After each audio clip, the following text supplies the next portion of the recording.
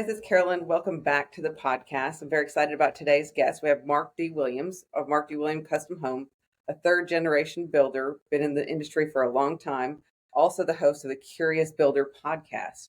Hey, welcome to the show, Mark. How are you? I'm doing excellent. Thanks for having me on. So, before we dive into all these helpful tips of running a successful home building business, tell us a little bit about yourself and how you got to where you are now. Well, you clearly have the wrong builder. I don't know if I'd be a successful business story here, but I guess I've made it for 20 years, so we must be doing something right. I feel Exactly. like, I don't know if other builders can resonate with this, but I feel like every year you learn something or 10 things that you did wrong the year before, and you're like, wow, well, I guess I'm still here, so I was doing something right. But I think we're always constantly trying to improve and level up and elevate, whether it's your brand or your business practices. And sometimes it's sort of stunning to look back at where you started your career and you're like, wow, I had no idea what I was doing. And in some ways, even a few years ago, you're like, I've made such big improvements. But I think maybe that's the secret sauce is just always improve. To quote Dory from the Pixar movie, just keep swimming. So, Exactly. plus I have little kids, so Yeah. I can quote Disney movies and Pixar's with the best of them. Yeah, I guess to answer your question a little bit about me, my grandpa built homes back in the 50s and 60s. That wasn't his main business, but he did build some. And then my dad, actually, it was kind of fun. A couple episodes ago on the Curious Builder, I actually got to interview my dad, which was really fun. I wanted to have that long term, but he actually went to school to be an airline pilot. But all the Vietnam vets came back from Vietnam and got the jobs. So he ended up borrowing some money from an uncle and started building homes. So that was the second generation. And then, growing up, my dad built maybe 30 to 40 homes a year. I was a little kid running around on the job sites, sweeping up, doing all the things that, a lot of us builders did. I wasn't super handy, but I was, happy to, steal the framer's hammer and run around in the trusses and see if they could catch me. And I think I always appreciated, being outside for one thing, and then just really, appreciating all the skill and hard work that went into creating a home. I've always had a great deal of respect for all our trade partners. And anyway, I knew building was the one thing I did not want to do. My mom was an interior designer. My dad was a builder, so all I ever knew was building. And so I went to college for 4 years for a communication and business degree that I'm not sure what that did for me, except allowed me to age a little bit. And then they retired in early 2001, so pretty perfect timing. And I started in 2004, kind of on a whim. So I uh, I was at the time I was actually selling copiers. I was into sales, and which I loved actually. It was a great job, but it was like I had a lawn mowing business in high school. I was like, I almost had my own business. I never actually worked for somebody until I had that sales job for one year. I'm like, well, wearing a suit and a tie is not for me. I saw the autonomy of owning your own business and the lifestyle that my parents enjoyed. It wasn't necessarily building that drew me in, but just the lifestyle of being your own boss. And so I said, you know what? Maybe I'll just build a house on a whim. So anyway, long story short, I borrowed some money, built a house, fell in love with it instantly, went and got my building license, sold my Jetta, bought a Chevy Silverado, and it was a great truck at the time. And that was the beginning of my building career. I was just commenting recently to a designer, now we have a much more elevated brand of what we do. We do four, really high-end homes a year.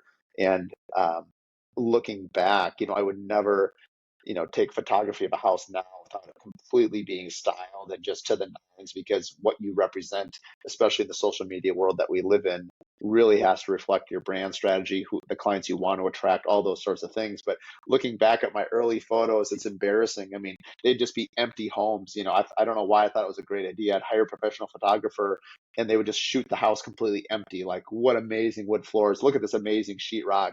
And now in retrospect, I'm like, wow, that was a dumb idea. But anyway, we live and learn. Yeah, so tell me how you founded your company, how it's going today. Are you still growing? Tell me about the company. Yeah, so that's a great question. We had, this, I think every company, at least for my own, you go through these different glass ceilings, if you will. And Hmm. I think in my career, I've maybe had three of them. And I think we just passed one recently. And the kind Yeah. of, what do you want to call them, growing pains or whatever you want to call them. For me, I'll call them glass ceilings. You got to kind of bust through. So early on, I built maybe 8 to 12 homes a year, kind of in that 500 to 800 range. And then our clientele really brought us to a different strata. I remember building my first $1 million home, and we started building less homes but higher quality. And so I think that was kind of one strata. You kind of figured out for that first 10 years how to build a home. I was always a good communicator with my clients, and I understood, what they needed. So that part came pretty naturally. I think probably from observing how my parents, dealt with clients, and customer service was always something that was really important to me and remains, to this day. The client experience is something we're actually refocusing on in a different aspect. I'll maybe get to that at the end. And then, for about 5, 6 years, we kept elevating our brand. And then, obviously social media has kind of taken us to a whole nother level in terms of how you present yourself. I'm in Minnesota, so I think we have the oldest tour in the country. It's 75 years old, where we'll have this parade of homes. So, at the height, yeah, like in the 2007, I think it was, we had, I think, 1,200 homes on tour in the metro area, which is insane. Mm. Now you were roughly 4 to 600 every tour. So our housing association here is incredibly good and strong. So a lot of the builders in Minnesota seem to attract the clients, and then we're the ones that take the work to architects or designers. Where I feel like sometimes in other states, maybe we will go to the architects first or a designer first, but here the builders have a very strong hold on, the client journey. So anyway, as we've kind of gone on our journey now, we build probably 4 high-end homes a year, kind of in that 1.5 million to 5 million range. Most of our stuff, well, almost all of it would really be sort of architect driven, or kind of that just another level of detail that goes into the homes. And the clients that are usually our clients are usually have built before, or really want a higher boutique experience, not only from how it's being built, but also what you're building. And so, yeah, that's kind of what we do today. We'll do maybe 1 or 2 remodels on top of it. And yeah, we have a small team of 5, so we're not a big team. I think I've decided finally that I'm just not great at scale. I don't really have a desire to, you know, keep getting bigger and bigger and bigger. I mean, right now we probably do anywhere from 8 to 11 million in revenue a year.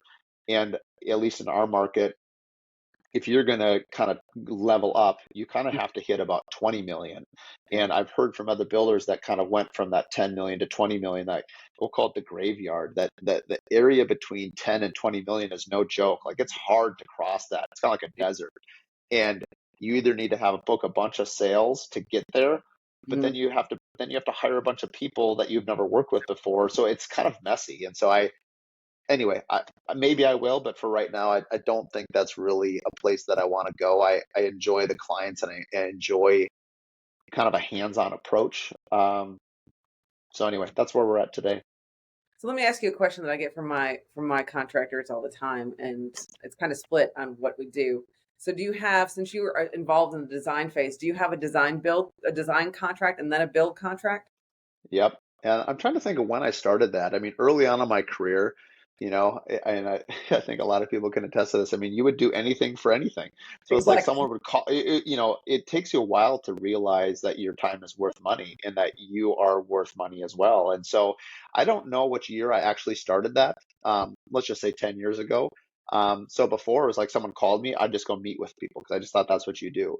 Now we have a much more sophisticated process. I mean, we actually now have a link in Calendly. So like, I will do a 15-minute call Hmm. before I meet with you. I'm going to immediately ask about your budget, your timing, where you want to build, things that I'm hoping you either remove yourself from my list immediately and tell me you're not a good fit, There you go. or it really kind of, you get what I'm trying to do, that I respect your time, you respect my time. That's going to be a good fit. So we start with that call.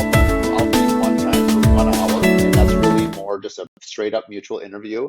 Do I want to spend the next 2 years of my life with this client? Do they want to spend I mean, it's speed dating, honestly. It's like, who do you want? I mean, I often use this joke with my homeowners, like, if they're deciding between different builders, pick someone you enjoy and that you think you're going to communicate well with, because communication, more than anything else, is I think, the most important thing in a build. Honestly, probably life too. But Right. really, there's a lot of good builders in Minnesota, and there's a lot of good builders whatever market you're in. And so it's less about, in my opinion, about it shouldn't really be about price, in my Yeah. opinion. If you're building the same home at the same strata of detail, it's not about price because we all should be within a percent or two of each other. So then Mhm. it's really what's the experience? What are you gonna do and how are you gonna work together? And I use it as vacation. Maybe you want to go on a camping trip with the Johnsons, but you certainly don't want to go with the Andersons. And like, so the point is like, pick who you want to go camping with because it's going to be, it's going to be a process. It's going to be enjoyable, but there will be times where it's hard. So that's kind of my vetting process early on. But then to answer your RIP question, we'll do a design retainer. And my design retainer, it depends if it's a remodel or a new home. And usually it's a 2-page document I had my lawyer write, and it's essentially, it'll have, a survey retainer, it'll have interior design retainer, it'll have architecture retainer, and it'll have a flat fee for my time. And then this is something I only made recently, and it was through things like the Contractor Coalition and other, talking to other builders like a Brad Levitt or Nick Schiffer and people like that in my community through the podcast, that I realized I used to always think that, like, let's say you sign a design retainer with me for 30,000, I would credit you that 30,000 off of your $2 million home. Well, Mhm. Nick was the one telling me, he's like, you're doing work for free. What are you doing? And I'm like, yeah, you're right. I never thought about that. I just thought that's what you have to do. And now owning that story. So now, we'll pass through obviously the interior design fees and the other stuff that'll go on to the original or the end contract. But my flat fee for my Mhm. time, depending on the scale of the house and how much time. So let's just say 10,000, I'll pick for a flat fee, depending on this fictitious job I'm talking about now. And we'll just say, okay, that is for covering my time over the next 4 to 6 months to handle bidding, to be at all the architect meetings, to be at all these different meetings. And at the end of the job, end of that design period, that money does not get credited to the job because that was for me being there the whole time. Hello, shocker. And so I don't know why it's taken so long for me to figure that out, but that pre-construction agreement has been, it's also a really easy way. I found that the contract itself is a great stepping stone to also actually getting clients, Yeah. because sometimes when there's no skin in the game, they have less attachment to you too. So not only do I think it's good business sense, it's Mhm. good marketing sense too, because if you can get them to spend 20, 30,000 dollars for your time and to assemble the team, Mhm. they are putting a value on you as the builder and the contractor, for the next step, which is the contract. So anyway, that's been my experience of working with a design retainer. It also gives you a chance to break up if it turns out you're not a good fit before you go to the A, next a stage. hu- 100%. And I tell them to, like, hey, these plans are yours. I don't own the plans. I've heard of some stories sometimes where the builder will hold the plans hostage. I don't think that's ethical. You paid me to build this plan for you, assuming you paid me. And then and at that point, these are yours. And so I still want to earn your business. And again, telling that story, again, it's very comfortable. I can't think of any, come to think of it, I don't think I've had a single client that has signed the design retainer That didn't sign and up. that either, well, I've had a few that moved or decided not to do it, but I don't think I've had anybody actually then go have someone else build it, because at that point you've built the relationship. It might not work out financially. Like we have one right now, right before Christmas, we had a $3 million build where, with interest rates at 8% at the time, the homeowner was like, you know what, I'm not going to keep going. I am going to build this house and I'm going to build it with you, but I'm going to wait a year. And so, anyway, so we'll see how that concludes here next year. Well, it kind of goes into my next question too, is that there's everybody's rumors of a downturn in the residential construction market. I haven't seen it, but I'm very curious as to what you've seen in your business. I think it already happened.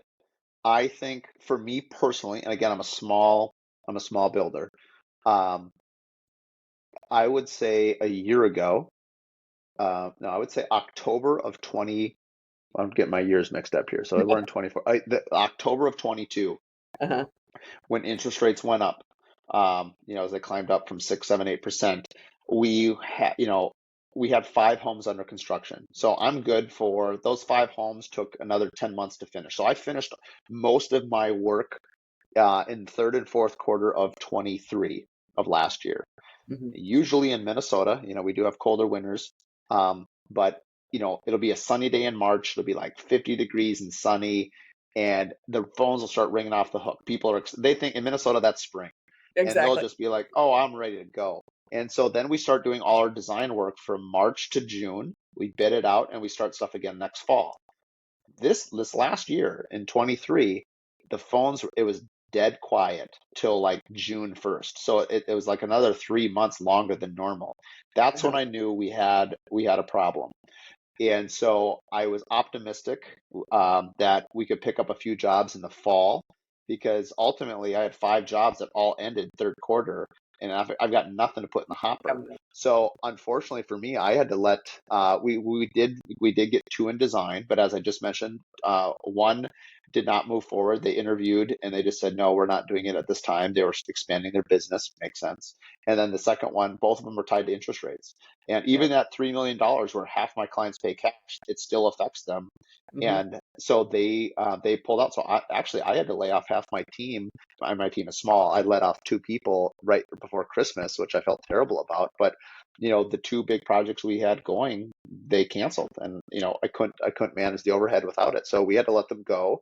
And then I had a remodel that canceled in January. We were weeks away from starting out of the blue. And but now, in the last, it's what, March? So I picked up 2 significant new builds in design right around December or January, and those will be ready to start bidding here in the next couple of weeks, frankly. And we will realistically, assuming we can get through pricing, we'll start those in July. So for me, it was about a 1 year cycle where design, it's filling these hoppers. I was busy. I had 5 jobs going, and for a small company like me, that's in fact that was almost too much. 3 to 4 is about perfect for us. So 5 was a little hot actually, but I knew we couldn't hire more. And as it turned out, we had to let people go. And Hmm. so anyone that's been building for a long time knows how cyclical, unfortunately, our business is. You get these kind of crazy upswings and downswings. And so it'd be really nice if you could say, hey, every 2 months I'm doing a start. But in the custom home world, you don't get to dictate, when a client decides they want to build. Hmm. So anyway, to answer your question, I think actually I'm actually pretty bullish and optimistic for me personally and where I see the industry going. But I think realistically, talking to other builders here in our market too, it's really quiet right now. Yeah. Um, and if you have some projects, it's great, but nobody's really hiring. Everyone's in hiring freezes that I'm aware of. Um, but yet, the market is way up, and I think there's a lot of enthusiasm. I think there's a lot of pent up demand for buyers.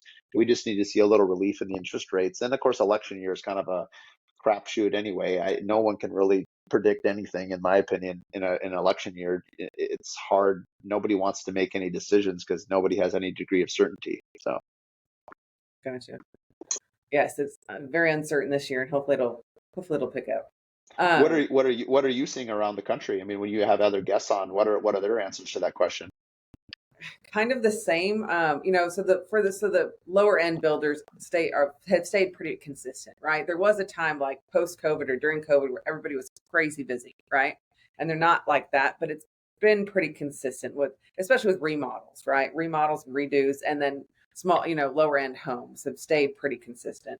But it's different, it's going to be, and the interest rates are killing everybody, and then people are trying to move the interest rate around to make the house more affordable, and it's an interesting time. So I was looking on your website. You have some gorgeous homes, and you said you work with trade partners. How do you manage that relationship to get that quality of product? Good question. I think in a short answer, I think it's loyalty, and I think it is commitment, which I guess is kind of the same word. Uh, A I, little different. because we're a smaller company and because we have a long-standing history, for until just recently, our HVAC company was third generation. The plumbing company we worked with was fourth generation in terms of working with my family as well. So I Gotcha. think, for a long period of time, I have committed to companies that I believed in their people and Hmm. in their craft. And as our skill set and our clients took us to new stratus, the first home I built was 500,000. Hmm. Now I really can't build anything under 1.5, 1.7, 1.8. And so granted, there's some inflation numbers in there too, but even so, it's like we build a much higher end home than I did when I started. Hmm. Sometimes your trade partners can't go with you, and that's a Yeah. different reason. But Yeah. most of them have. And I guess going back to the root question here, it's because we both kind of grew together, my plumber, my HVAC, my framers, the trimmers, we always did really high end work, just a Hmm. smaller scale. Hmm. I always tell my clients this line, you can't pay me less money for me to do a crappy job. You can, you can pay me the same amount of money to do a good job, or you can build a smaller house and it will cost you less. But Yeah. the guy who's doing your trim work on your $5 million house is still the same trimmer who's doing the work on your $100,000 kitchen or your one. I don't believe in changing the quality for the price point for me specifically. I'm not saying that other builders can't do that. I've chosen not to do that. And so I think it's because of that commitment to the craft and commitment to quality and really I try to empower my people. I am not a know-it-all. I am not a handy guy. I'm holding up my hands right now if you're listening to this. I have calluses on my hands, but these are from playing tennis or weightlifting. They are not from working on your house. And I joke with my clients, and it evidently seems to be working. Like, if you see me working on your house, call the PM because I'm damaging Something's your wrong. house.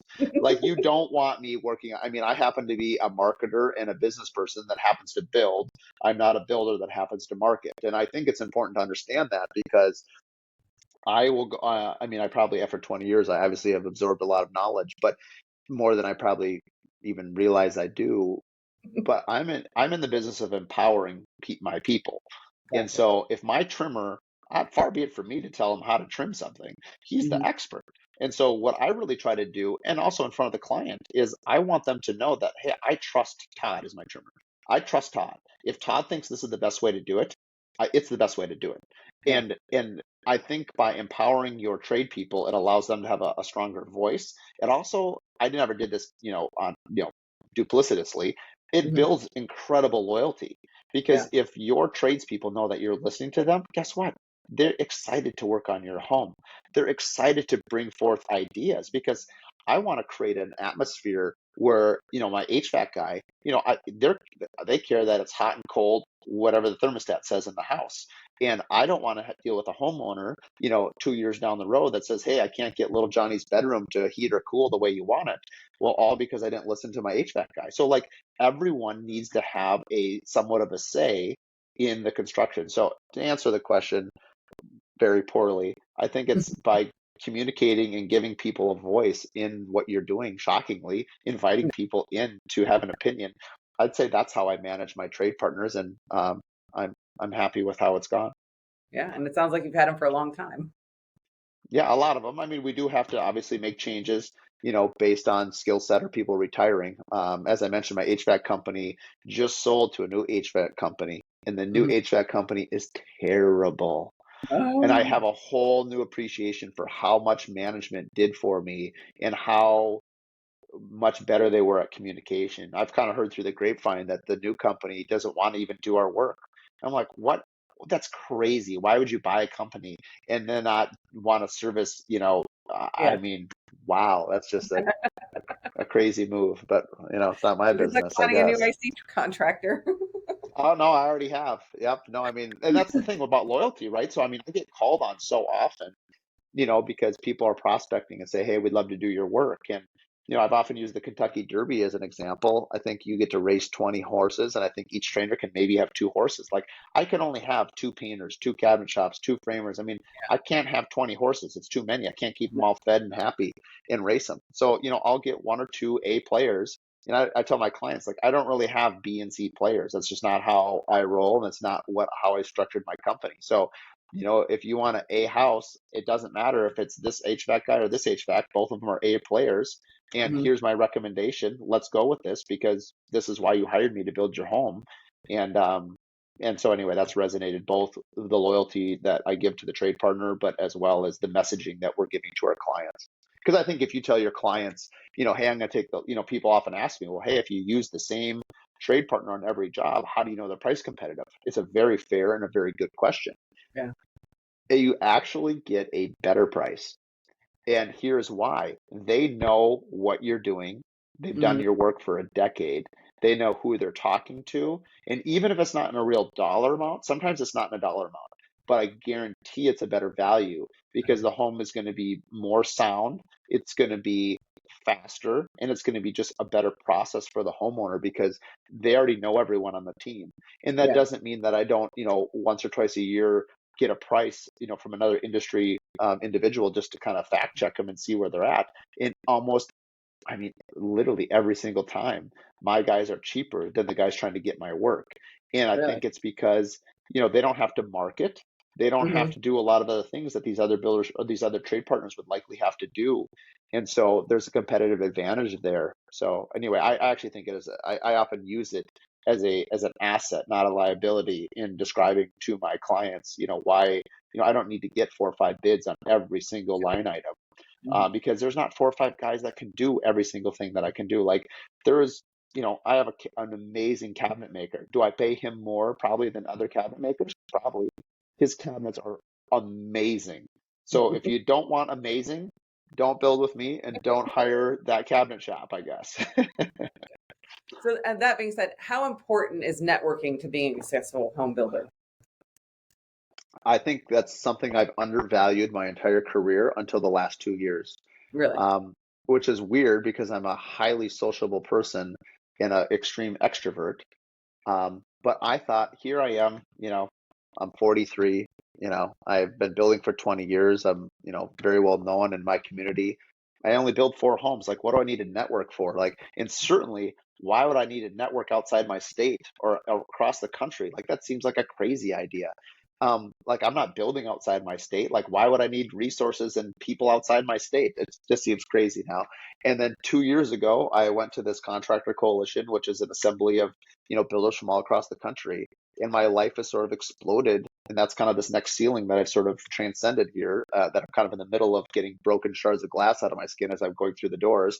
Is, I started the podcast. I went on a podcast. I went on AFT's construction podcast, Brad Levitt's podcast. I had a blast doing it. It was so much fun. And I said, well, why don't I have a podcast? I didn't even know what a podcast was. I mean, I knew what it was, but I didn't even listen to it. So I happened to be, this is also sometimes you just get lucky. I happened to be in the middle of rebranding my company, Mark Williams Custom Homes. I was exploring the idea that, like, could I ever sell my company? A lot of builders name their company after them. If you're listening to this now and you haven't started your company, don't name it after your own name. Find something cool and catchy that starts with an A. We don't do phone books anymore. I know Anyway, exactly. do something better than your own name. And if you have your name, well, good luck to you because I'm going to have a hard time selling my company. But anyway, that's not the point. The point is, I happen to be in the middle of rebranding. We decided to stay with Mark Williams Custom Homes, new logos, colors, websites, the whole jazz.